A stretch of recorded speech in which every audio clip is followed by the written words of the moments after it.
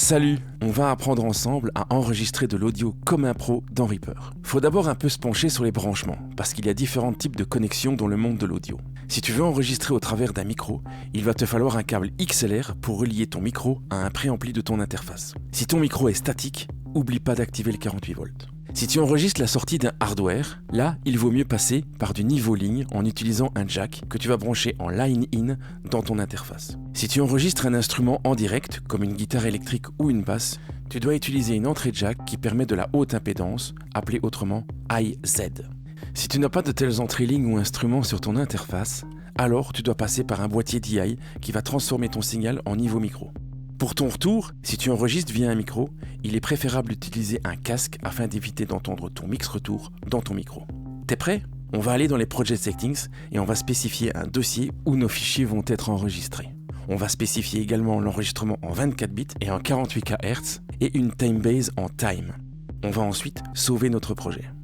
On va créer une piste dans Reaper, armer la piste et on va choisir le bus d'entrée mono ou stéréo correspondant aux entrées physiques de notre interface.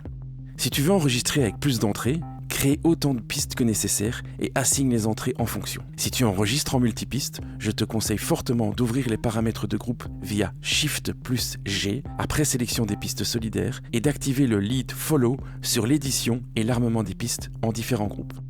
Si ton interface audio ne permet pas de monitoring direct, tu vas devoir activer le monitoring de Reaper. Et là, je te renvoie vers ma vidéo sur l'enregistrement MIDI pour la gestion de la latence. On va maintenant caler les niveaux. Ouvre le mixeur via CTRL-M afin de voir toutes les pistes. Joue de ton instrument et modifie le gain de tes préampes afin que le picmètre affiche entre -18 et -12. Une fois que c'est fait, on va spécifier un tempo, activer le métronome et lancer l'enregistrement. Si tu veux faire une prise supplémentaire, tu peux réenregistrer par-dessus ta prise et Reaper te proposera alors plusieurs lignes de take accessibles en agrandissant ta piste et via CTRL-L. Si tu veux refaire juste un bout de la prise, clique droit sur le bouton d'enregistrement et passe en mode Time Selection Auto Punch. Tu traces ensuite une sélection temporelle et Reaper enregistrera alors uniquement cette section.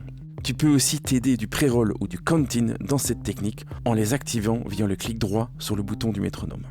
Voilà, j'espère que tout ça va t'aider. Merci pour ton attention. N'oublie pas de t'abonner à la chaîne, de liker, de partager et de rendre visible cette vidéo. Prends soin de toi, à la prochaine. Ciao!